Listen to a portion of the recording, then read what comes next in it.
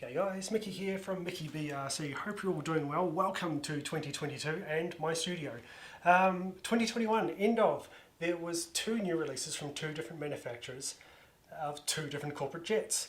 For those of you in the know, you can see through the little details of it. They basically start with G and end with Gulfstream. So if you read between the lines of that, very subtle. One is a 500, one's a 650. So yeah, very, very cool jets. I'm glad we had choice. So my one arrived today, and it is none other than the Freewing PJ50. This is the representation of the 500. So we're going to take the box open. We're going to open the box and show you what's inside. I have some really cool ideas for this one, which I'll do a series on or a couple of videos on later on. Once we get it built, we're going to get it flown, get it maiden, give our thoughts, and then I'm going to do some cool things to it. Now this opens up to endless possibilities in terms of customization, especially with the paint.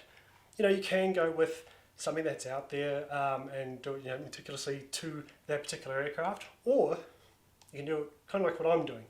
If I was the top 1%, what would I want in a jet? How would I want it to look? So that's what I've been sort of thinking about. I've got a scheme in mind for this one. I love the colours, and I've looked at so many different designs of so many different corporate jets, how the factories do the paint schemes and stuff like that, how the more outrageous paint schemes are, and I've picked something that I really like and colours that I really like. So that's going to be cool, and then I'm going to do something else to it as well. That'll come later. But anyway, we'll jump into the unboxing of the Freewing PJ50.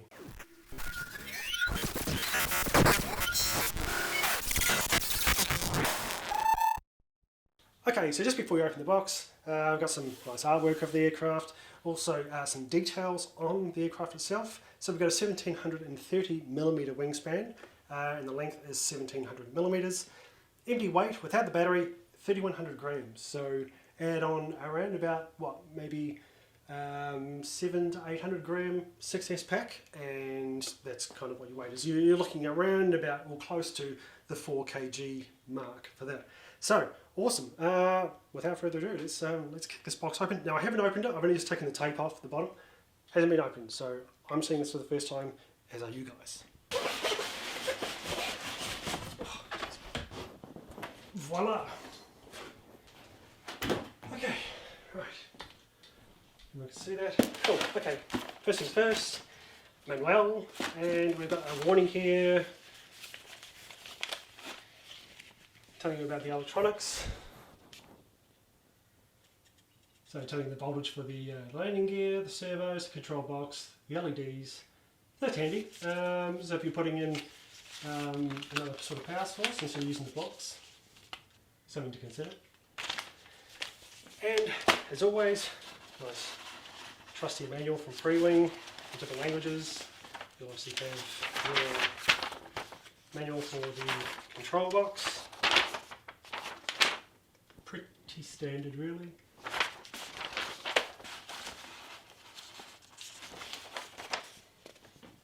And set it all up. So there's some more details on the model. Details on the servos, ESC, fan size, weight, those sort of things. Yeah, I think it goes together pretty well. There's all your push rod instructions.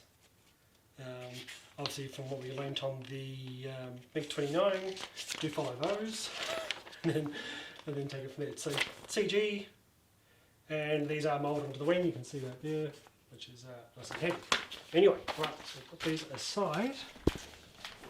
I do have my knife. So you can see here we've got the right wing on the top, which is cool. Just take these off.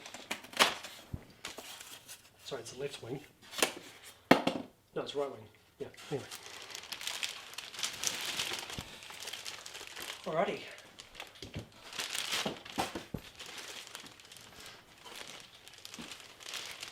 There's your connector for the wing using the ribbon. Cool. Those are fairly common Freewing wheels now. You see them on like the Bronco. I believe they're even on the AL37, so it's pretty standard. Flap, we've got a, well, I suppose it's kind of like a split flap. Yeah. One thing I might consider doing to this is putting the hinges so it's like a foul flap. Kind of like more like a full size, but other than that, yeah, it's all the details. There you go, there's the CG mark on the wing. CG mark. And servo covers. Nice. It's great that they're not gluing them in. You know, gone are the days of that where you just undo a couple of screws, lift out the servos, and there you go. Got your strobe and your navigation light here, and then you've got your little connector there for your winglets.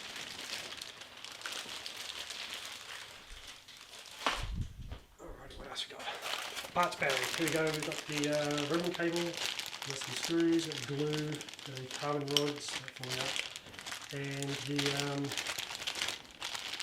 the mat for the battery. So that's handy.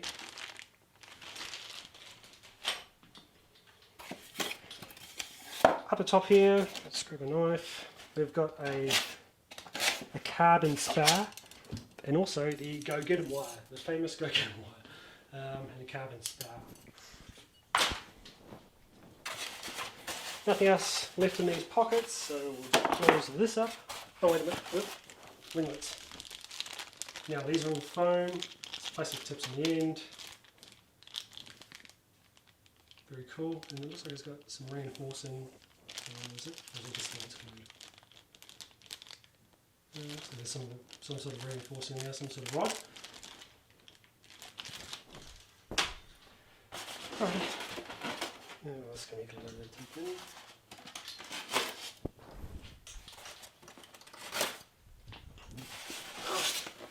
Top half of the box done. It only has one wing and the hardware pack. Alrighty, so this one here we're greeted with the left wing. Again, you know, left and right pretty much be the same. Only differences will be the colour of the navigation light. Looks all hinged well.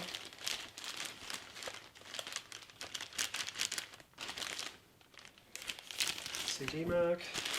Yeah, so the front of this, as was mentioned on Motion RC, isn't plastic, it's painted.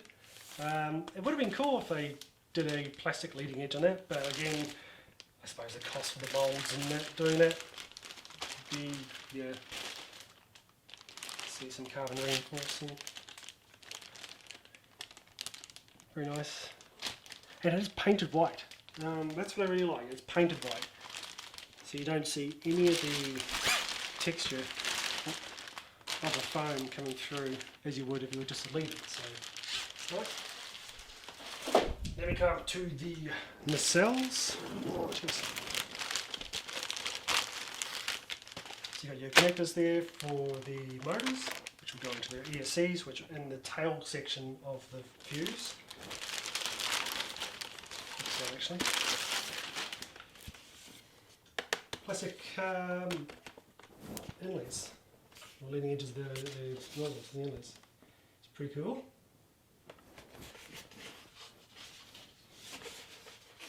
That's so smooth as well. Plastic there, obviously for mounting it down. Yeah, very cool. PJ50T. I assume the T stands for twin. Yeah. Cool. Alrighty. We have a vertical stabilizer with rudder. Nice big square carbon tube there. So you have one here and you have one up here. So there's maybe some carbon reinforcing in there as well. Nice big long rod for the rudder. Yeah. I suppose you're doing knife edges with it. Cool. And then we've got the horizontal and elevators there.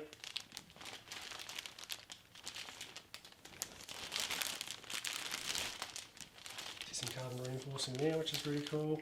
pretty standard actually. I mean, these sort of things. That's all plastic. Just that section there, obviously to mount it down. So the finish on this is like really, really good. Alrighty, now we get to the tail section. Tail section of the fuselage.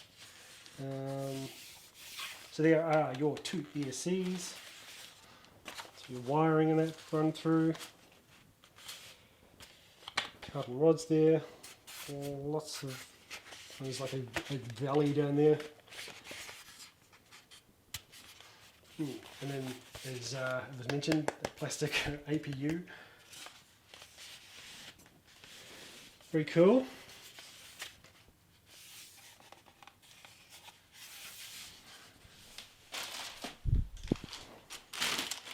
Alright, and then there's the main front half of the fuselage.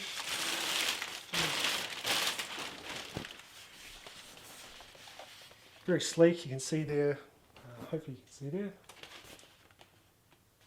a couple of seats there. So you could, so yeah, as was mentioned, this part here is all plastic, so you could carefully peel that up and then do something into the cockpit area there, trying to get any glare on it. Maybe for soft cameras. Soft camera, there we go. So you can just make out that seat there, and then the bottom of it there. So there is, I suppose, some revisions there to you know, address the cockpit. Put a couple of pilot figures in there. It would have to be a bust, pretty much from like below the chest up, because it's very, not a lot of room in there. And then we've got the hatch, so normal Freewing type hatch, the pull pin thing, and stick the hatch there. And there is your battery bay. You can see in there, hopefully you can see into there. There is somewhat limited access to get to the cockpit. Again, if you're wanting to go as far as to put a run cam in there, you could. Yeah, there's this, I suppose there's a little space in there. If I bring that up to here, you can see there. You can put a camera in there. The only problem is you've got this, which is pretty poor in terms of visibility through it. It would just be blurry, so you may have to do sort of other arrangements for that. Otherwise, it is quite a cavernous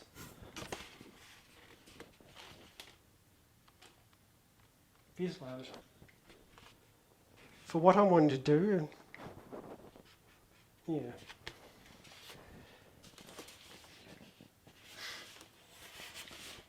Under here you've got your landing lights. I have a set of, they're called position lights, but I like to call them wig-wag lights because they do wig and wag, which should fit in there pretty nicely. What these do is they just blink and alternate, kind of like just a position light. The full size has that, I've noticed, so I decided to get something with that. These are all decals, even the windows.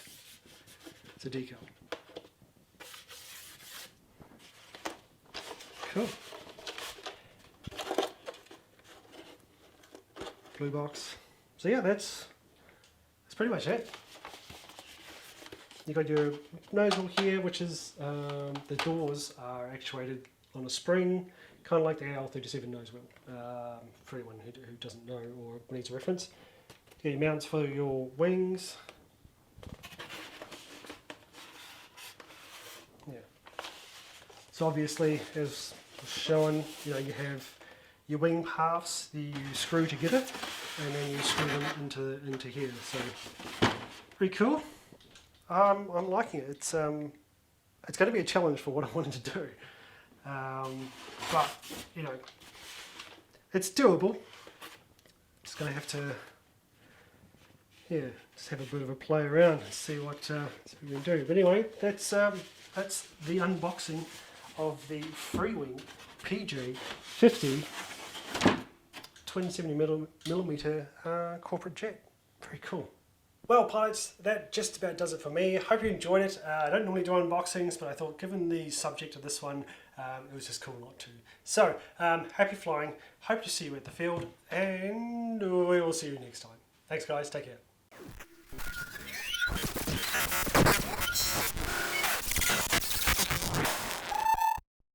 Thank you for watching, and please remember to subscribe to the Mickey BRC channel and click here to see more videos.